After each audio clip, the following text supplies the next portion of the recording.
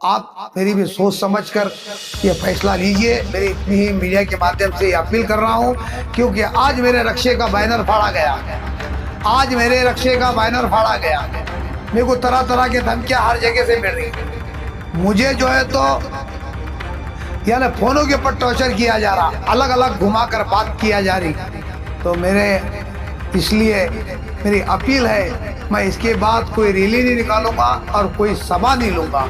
मैं सिर्फ door to door घरों के अंदर सबको मिलने वाला हूं और कल से मेरा ये सिलसिला जारी रहेगा। हर गलियों के अंदर, हर मोहल्ले में, हर जाके मुलाकात के अंदर ऐसे हालात हो चुके हैं, एक दूसरे के तगड़ा पकड़ने के अंदर लगे हुए। ना कोई विकास की बात कर रहा, ना हमारे नौजवानों की, बच्चों की जो है तो एजुकेशन, पढ़ाई, रोजगार की बात कर रहा, कि ताकि हम हमारे बच्चों को अच्छी तालीम देंगे, अच्छी तरबियत देंगे, एक अच्छा स्कूल के अंदर स्कूल बनाएंगे, या फिर इनको रोजी रोटी से लगाएंगे, या फिर कोई विकास करेंगे। ऐसी कोई बात नहीं कर रहा। बस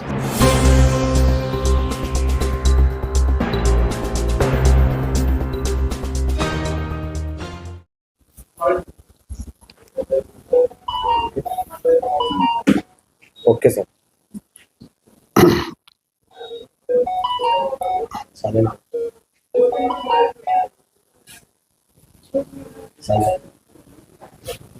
निकाल रहे हैं, सभा कर रहे हैं, तो कई जगह पे आपको धमकियां भी मिल रही हैं, कई जगह पे आपको जो है जान से मार देंगे ऐसा भी बोल रहे हैं। तो इसके ऊपर क्या आपका रिएक्शन? अस्सलाम वालेकुम रहमतुल्लाहि बरकातुहू। मैं साहिब खान पठान, पूर्व से एक उम्मीदवार BRSP से। तमाम औरंगाबाद की पूर्व की जनता को मेरा एक ऐलान है और एक संदेश है। आज 2 दिन पहले मेरी जो है एक सभा हुई और सभा में कई हज़ारों लोग वहाँ पे मौजूद थे और बहुत माशाअल्लाह बहुत लोगों ने मुझे वहाँ पे प्यार दिया और अल्हम्दुलिल्लाह जो बड़ी से बड़ी रैली वहाँ पे जो है तो मेरी यानी जो सभा हुई। और आज 12 तारीख मंगल मेरी एक रैली चंपा चौक से निकल रही थी और कुछ लोग वहाँ पे आए और मेरे लोगों को कहा कि भाई यहाँ से आप निकल जाओ। पीछे रिक्शे के पीछे लेके गए। वहाँ पे रिक्शे की आड़ के अंदर आप रैली के अंदर रहेंगे तो कुछ भी हो सकता है। मेरे लोग वहाँ से तकरीबन जो चाहने वाले लोग थे, आप बेचारे गरीब तबका मजबूर लोग वहाँ से निकल चुके थे। फिर भी कुछ लोग मेरे साथ में 100-200 लोग मेरे साथ में रैली में रहे। मेरी तमाम औरंगाबाद की यानी पूर्व की जनता से एक बहुत अदबन और बड़े दिल की गहराई से मैं कह रहा हूँ, मैं देखो हमारे वोट को ज़ाया ना करो। मैं ये नहीं बोलता कि भाई आप मुझे वोट करो, मैं बिल्कुल नहीं बोलूँगा। आपकी मर्ज़ी है, आपका वोट है, आपका अधिकार है। आज तरह तरह के हमारे उम्मीदवार आपस में लड़ रहे हैं, एक दूसरे को गिराने के चक्कर में है। वो कह रहा है कि भाई मैं इसको गिराने को खड़ा, मैं उसको गिराने को खड़ा। आज कौम की बात कोई भी नहीं कर रहा, कौम की हमदर्दी की कोई भी बात नहीं कर रहा, लेकिन आपस में जो है तो हमारे उम्मीदवार आपस में लड़ रहे हैं। तरह तरह के कई जगह हालात देखने को मिल रहे हैं। मेरे भाइयों, आज मुसलमानों के अंदर ऐसे हालात हो चुके हैं, एक दूसरे के तगड़ा पकड़ने के अंदर लगे हुए। ना कोई विकास की बात कर रहा, ना हमारे नौजवानों की, बच्चों की जो है तो एजुकेशन, पढ़ाई, रोजगार की बात कर रहा, कि ताकि हम हमारे बच्चों को अच्छी तालीम देंगे, अच्छी तरबियत देंगे, एक अच्छा स्कूल के अंदर स्कूल बनाएंगे, या फिर इनको रोजी रोटी से लगाएंगे, या फिर कोई विकास करेंगे। ऐसी कोई बात नहीं कर रहा।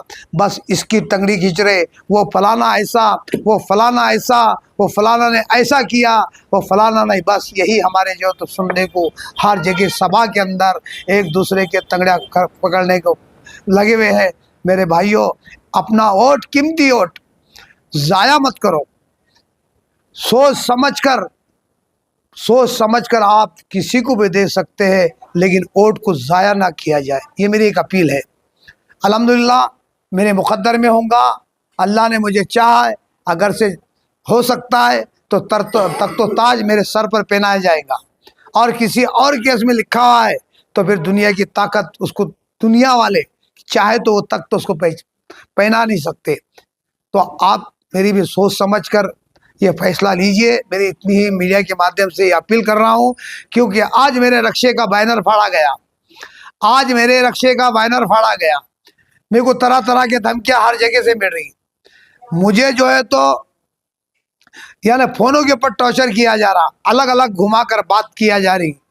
तो मेरे इसलिए मेरी अपील है, मैं इसके बाद कोई रैली नहीं निकालूंगा और कोई सभा नहीं लूंगा। मैं सिर्फ डोर टू डोर घरों के अंदर सबको मिलने वाला हूँ और कल से मेरा ये सिलसिला जारी रहेगा। हर गलियों के अंदर, हर मोहल्ले में, हर जाके मुलाकात करूंगा और तमाम लोगों को जो है तो मैं अपने काम के विकास के बारे में बताऊंगा। यानी इससे पहले मैंने जो विकास किया है ये भी उनके सामने बात रखूंगा, और आने वाला मैं क्या विकास कर रहा हूं जो लोगों ने 10 साल में नहीं किया। सिर्फ हमारे से साथ में वादा खिलाफी हुई, ना हमारा मुसलमानों को कोई नौकरी हुई। आज देखो, एक पीछे राम मंदिर के अंदर एक इनकाउंटर के अंदर एक शख्स मारा जाता है, पर लेकिन कोई नेता ना उसके घर पे जाकर ना उसकी खबरगिरी करता है, ना उसको जाने को जो तो उनको तसल्ली देता है। तो ये ऐसे हमारे नेता है।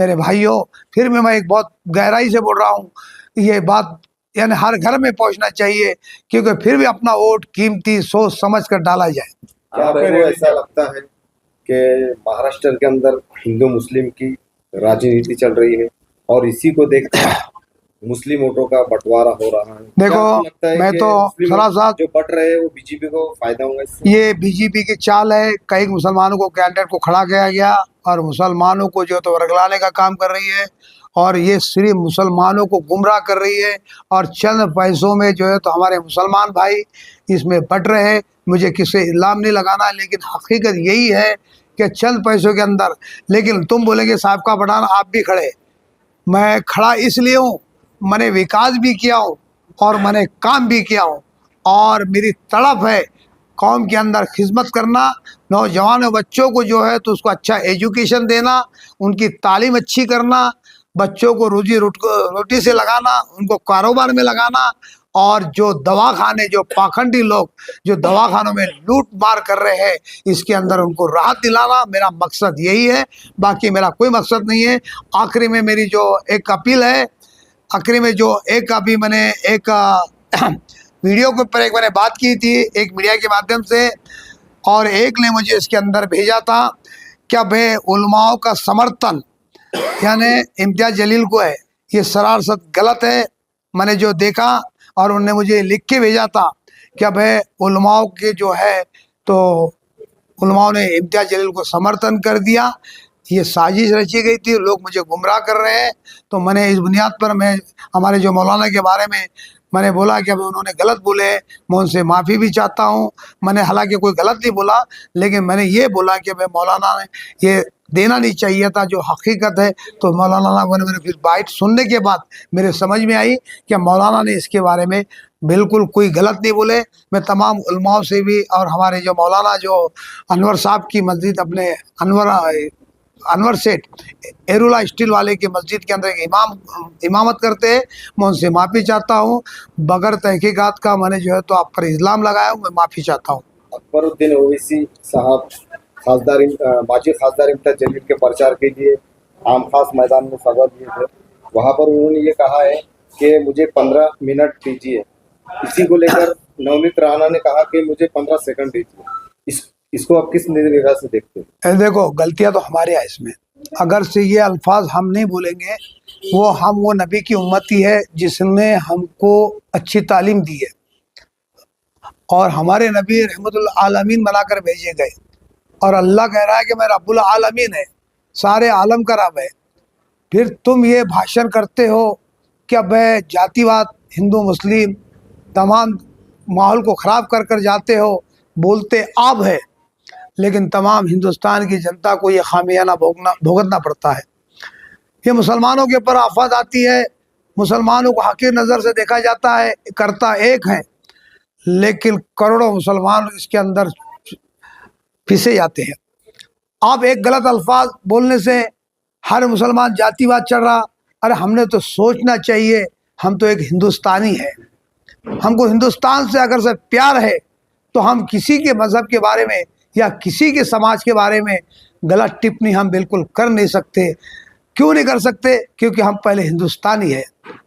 हिंदुस्तानी का वो काम पहुँचता कि भाईचारे का पैगाम दे, अमन और सुकून का पैगाम दे और मोहब्बत और खुलूस से रहने का पैगाम दे कि चाहिए कि हम यानी हिंदुस्तान के अंदर सुकून से रह सके। तो यही मेरा पैगाम है मुसलमानों को। अभी भी वक्त है, सुधर जाओ, आगे हालात बिगड़ सकते, आने वाले हमारे नस्लों के ऊपर इसके गलत असरात हो सकते। आज हम हैं, कल नहीं है। कल हमारे आने वाले नस्ल को ये अल्फाज की सज़ा भुगतना पड़ेगी और ये है तो आगे क्या माल होगा ये अल्लाह ही बेहतर जानता है। लेकिन आज भी हमको समझने की ज़रूरत है। आपका मुकाबला किससे है? देखो, मुकाबले का तो मसला इंशाअल्लाह मैं तो अभी लड़ रहा हूँ और ताकत से जनता मुझे प्यार दे रही है और जनता ही कह रही है कि अब आप इलेक्शन बिल्कुल अपने अपने अच्छी ताकत से लड़ो और इंशाअल्लाह हम तुम्हारे साथ में हैं। चाहे आपको कितनी भी तकलीफ आन दो, चाहे लोग तुम्हारे साथ में कितनी भी साजिश रचन दो, ये जो आपस में लड़ रहे हैं इनको लड़ने दो। इंशाअल्लाह आप बिल्कुल लड़ते रहो। हम 20 तारीख को इनकी औकात हम बता देंगे और इंशाअल्लाह हम 12 नंबर बटन दबा के सीटी के ऊपर आपको 100% हम कामयाब करेंगे। तो मेरा मुकाबला सिर्फ अतुल सावे से है। इंशाअल्लाह उम्मीद है अल्लाह के ज़ात से पूरे औरंगाबाद के पूर्व की जनता मुझे प्यार दिन से दिन प्यार दे रही है और आने वाले 20 तारीख को इंशाअल्लाह मुझे जो तो फुल तादाद के अंदर जो तो बटन के यानी सीटी के ऊपर बटन दबा कर और इंशाअल्लाह मुझे कामयाब ज़रूर करेंगे। आपको ऐसा क्यों लगता है कि आप सिर्फ अतुल सावे से आपकी टक्कर है, बाकी और भी बहुत से? जनता इनसे सबसे नाराज है। जनता क्योंकि ये आपस में एक दूसरे के जो तंगड़ा पकड़ के खींच रहे हैं ना, जनता जान रही है ये सिर्फ एक दूसरे को गिराने को। ये तो जनता जान रही है कि भाई ये सिर्फ खड़े हैं तो एक दूसरे को गिराने के ऊपर से इनको चुन के किसको भी नहीं आना है।